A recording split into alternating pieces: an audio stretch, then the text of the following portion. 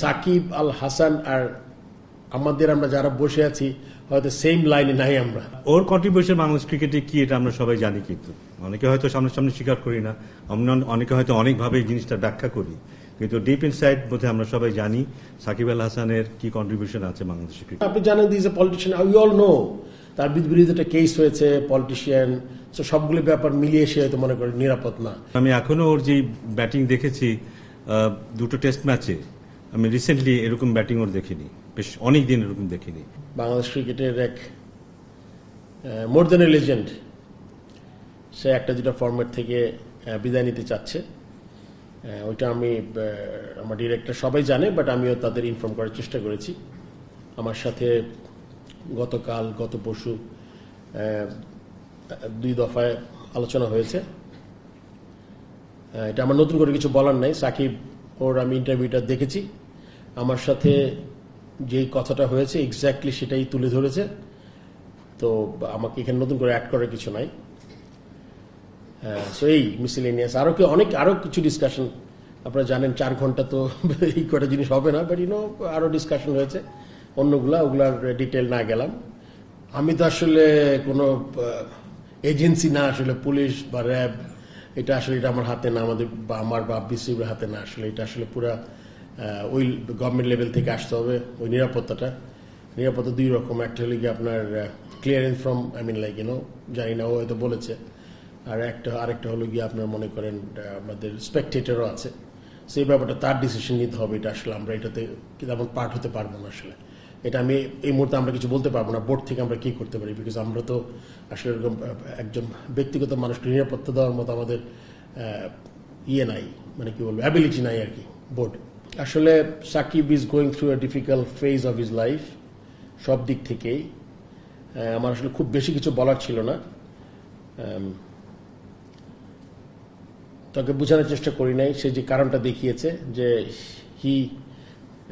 একটা প্লেয়ার যখন বুঝতে পারে যে একটা টাইম, মনে করে যে সে যেই জিনিসটা করেছে এত বছর, সে মনে করেছে শর্টার ভার্সনে রাইট টাইম, যে অন্য জায়গায় যে নিবে তার জন্য এনাফ অপরচুনিটি ক্রিয়েট করা। সো দ্য 2026 আমাদের T20 ওয়ার্ল্ড কাপ আছে, ওইটার জন্য যদি কে রেডি হতে পারে জায়গায়, যে এক্সপ্লেনেশন সে দিয়েছে এক্স্যাক্টলি সেম কথাই বলেছে।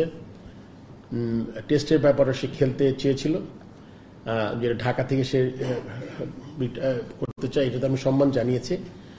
তখন এটাও কথা হয়েছে যে তাকে মানে ওই লেভেল থেকে তার কেসের ব্যাপারে কি হবে না হবে এটা আমি বলেছি যে এটা আমাদের তেমন কিছু করার নাই, মানে অ্যাজ এ বোর্ড। বাট পুরোপুরি ওই জিনিসটা আছে যে ও যদি এখান থেকে লাস্ট টেস্টটা খেলতে পারে, ওর মতে আমি বিশ্বাস করি যে নাথিং লাইক ইট, সেটা যদি হয় খুব ভালো হবে। আর বাকিটা ওর ডিসাইড করতে হবে, কেননা ক্লিয়ারেন্সটা কে দিবে এটা আমাদের বোর্ড থেকে কিন্তু আমরা ক্লিয়ারেন্স দিতে পারবো না। এই ব্যাপারটা এটা অবশ্যই আপনার একদম উচ্চ পর্যায় থেকে আসতে হবে। না, অবশ্যই না, আমি তো মনে করি আমরা এখানেই থাকি। এখন কার জন্য নিরাপদ কার জন্য অনিরাপদ এটা একটা আপেক্ষিক ব্যাপার আর কি। আমি মনে করি যে আপনি জানেন সাকিব আল হাসান আর আমাদের আমরা যারা বসে আছি হয়তো সেম লাইনে নাই আমরা, তাই না? তো এই ব্যাপারে আমি অনিরাপদ মনে করি না, আমি মনে করি আমরা তো ভালোই আছি। এখন ওইটার প্রবাবলি ব্যক্তিগত ব্যাপারও বলবো না। আপনি জানেন this a politician, we all know তার বিরুদ্ধে একটা কেস হয়েছে, পলিটিশিয়ান, তো সবগুলো ব্যাপার মিলিয়ে সে হয়তো মনে করি নিরাপদ না। এটা আসলে ব্যক্তিগত, এটা আমি আসলে কোনো কমেন্ট করা আমার এখানে ঠিক হবে না। তারা চেষ্টা করছেন, মানে ক্রিকেট বোর্ড চেষ্টা করছেন কিভাবে ব্যাপারটাকে সুন্দর করা যায়। আপনাদের সৌন্দর্য বর্ধনের চেষ্টাটা কেমন? এটা আসলে কোত্থেকে উদ্ধৃত হয়েছে আমি জানি না। এটা সে বলেছে, এই বলাটাই হচ্ছে এইটা প্রথম। আচ্ছা, ওইটা আমি জানি না কি উদ্ধৃত। আজকে প্রেস কনফারেন্সে এমন সে বলেছে যে আমি মানে ক্রিকেট বোর্ড সুন্দর করার চেষ্টা করছেন, তার শেষটা যেন সুন্দর হয়। এটা তো বললাম যে আমি তো একটু আগে বললাম যদি বাংলাদেশ থেকে যদি সে রিটায়ার করতে পারে লাস্ট হোম সিরিজ খেলে এটা ভালো হবে, এটা হয়তো বোঝাতে চেয়েছো।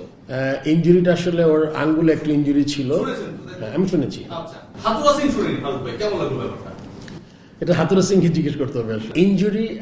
ইনজুরিটা কি আমি বলি, ইনজুরি একটা হলে গিয়ে ইনজিওর, যা মানে ও বলেছে যে ওর যে বোলিং ফিঙ্গারটা একটু উইক হয়েছে বিকজ প্রবাবলি কন্টিনিউয়াস খেলার জন্য, এই ধরনের ইনজুরি। এটা তো অ্যান্সার আমি করতে হবে। আমি দেখি ওকে, আমি ওই যে আছে ম্যানেজার বা যে সিলেক্টর জিজ্ঞেস করবো, আমি যে এটা কি ফিজিওকে জিজ্ঞেস করবো। না ডেফিনেটলি একটা প্রসেসে যাবো আর কি, মানে ম্যানেজারের মাধ্যমে যাইতে হবে আমার, বিকজ এই যে যেখানে হেড আছে তাকে জিজ্ঞেস করবো। এটা তো আমার মনে হয় এটা মানে হাতুরা সিং এর মতোই অ্যান্সার করেছে আসলে, মনে হয় জানে না। আমরা বলি নাই এটা, আমরা আসলে যেহেতু ব্যাপারটা সাব জুডিস না কি বলে আপনার বিচারাধীন বা এই ধরনের কিছু, সেই ব্যাপারে আসলে আমাদের খুব একটা বেশি করণীয় কিছু নাই।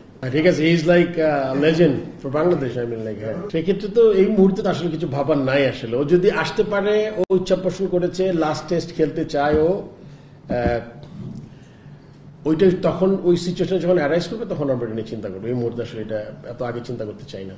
এইটা আমি তো বোর্ডের, আমার মনে হয় না এত দূর ক্ষমতা আমাদের আছে অ্যাজ এ বোর্ড। এখান থেকে আমি কেমনে বলবো, still the match is like, হ্যাঁ let the selector, team management, injury বললো, এটা তো আমি এই মুহূর্তে বলতে পারবো না। If he plays that might be his last game if he doesn't come. Injury না, এটা তো বললাম যে একটা বোলিং ফিঙ্গারটা আমরা দেখেছি সাকিব যেরকম বল করে লাস্ট টেস্টে, তো আপনি খুশি আছে সাকিব বোলার হিসেবে খুশি ছিলেন? বল হাত থেকে ছুটে যাচ্ছিল, ও তো ইজ ভেরি ইন্টেলিজেন্ট। হ্যাঁ, ও জানে, ওর সবচেয়ে ভালো জানে ওর কি অবস্থা। তো ও মনে করেন ওর হাতটা বলছে যে বল করতে তো যে বোলিং ফিঙ্গারটা উইক হয়ে গেছে, he needs to do some strengthening program. So আমি জানতাম এটা তো আস্তে আস্তে হয়েছে, মানে ইটস নট একটা ইঞ্জুরি লিগে ভেঙে গেছে, হ্যামস্ট্রিং টান লেগেছে, এটা তো ওই ধরনের না। ইট ইজ লাইক একটু উইকার ফিঙ্গার। আমার মনে হয় ম্যাচ সেকেন্ড টেস্টের পরে আরো মানে পাকিস্তান থেকে আসার পরে ফার্স্ট টেস্টের পরে আরো বেশি ফিল করেছেন। আমি তো সিলেক্টর না, বা আমি I don't take decisions, because এটা লিগে টিম ম্যানেজমেন্ট আছে, সিলেক্টার্স আছে, ওখানে ঢাকায় চিফ সিলেক্টর আছে, উনি বলতে পারবেন। ওইটা আমি জানি না, ও আসলে খেলবে না, আসলে তো সময় বলে দেবে কি হবে। খুব ডিফিকাল্ট একটা কোয়েশ্চেন অ্যান্সার করা, বাট তারপরে আমি মানে হয় কি, একটা প্লেয়ার আপনি জানেন যে তার অনেক ধরনের কারণে সে অবসরে যেতে চায় আর কি। মনে করেন কাউকে অনেক ইনজুরিতে হয়তো ভোগাচ্ছে for longer period of time, সে হয়তো মানসিকভাবে একটু ডিস্টার্ব, যে কোনো কারণেই হোক, তার ব্যক্তিগত কারণ, তারপরে স্লাইট ইনজুরি আছে, সব মিলিয়ে আমার মনে হয় তাকে তার ডিসিশন নিতে ইনফ্লুয়েন্স করেছে আমার ধারণা। এটা কিন্তু ব্যক্তিগত, আমাকে আপনি জিজ্ঞেস করেছেন আমার মতামত কি, আমার মনে হয় এটা ডেফিনেটলি তাকে কিছুটা ইনফ্লুয়েন্স করেছে।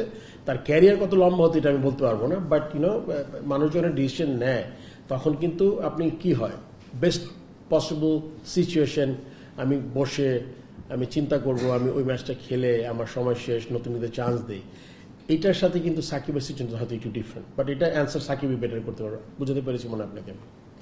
প্রেসিডেন্টের সাথে যেমন কথা হয়েছে আমার সাথে তেমন কথা হয়েছে। আমার মনে হয় যে শুধু নিজের ক্রিকেট নিয়ে ভেবেছে তা না, বাংলাদেশ টিমের ভবিষ্যৎ নিয়ে ভেবেছে, এবং এগুলো নিয়েও আলাপ হয়েছে যে 2026-এ আমাদের যে বিশ্বকাপ আছে সেখানে কারা খেলবে, কি খেলতে পারে, এবং তাদের কখন থেকে এক্সপোজার দেওয়া শুরু করা উচিত, সেসব নিয়েও আলোচনা হয়েছে, সিলেক্টরদের সাথে আলোচনা হয়েছে। আমি শুরু থেকেই জানতাম যে ওর ইচ্ছা ছিল সাউথ আফ্রিকার সাথে খেলে টেস্টে রিটায়ারমেন্টে যাবার একটা ইচ্ছা বেশ কিছুদিন আগের থেকেই কিছুটা আলাপ হয়েছিল। সো আমার মনে হয় এগুলি একেবারে হঠাৎ করে হচ্ছে তা না, বেশ কিছুদিন ধরেও এইসব চিন্তাভাবনা করছে।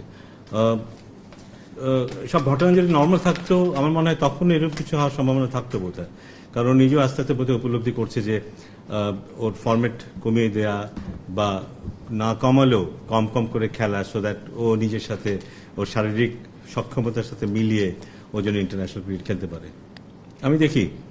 আমি দেখি কারণ আমি এখনো ওর যে ব্যাটিং দেখেছি দুটো টেস্ট ম্যাচে, আমি রিসেন্টলি এরকম ব্যাটিং ওর দেখিনি, বেশ অনেক দিন এরকম দেখিনি। হি লুক ভেরি অর্গানাইজড ব্যাটিংয়ে, এবং যেই বোলিং এগেনস্টে এবং যে সিচুয়েশনে ওর এই ব্যাটিংটা দেখেছি সেটা আমাকে অনেক আশাবাদী করে যে আমরা হয়তো সামনেও হয়তো বা ওকে বিভিন্ন ফ্র্যাঞ্চাইজিতে ক্রিকেট খেলতে দেখবো, এবং সেখানে আমার ধারণা ভালো ব্যাটিং করবে।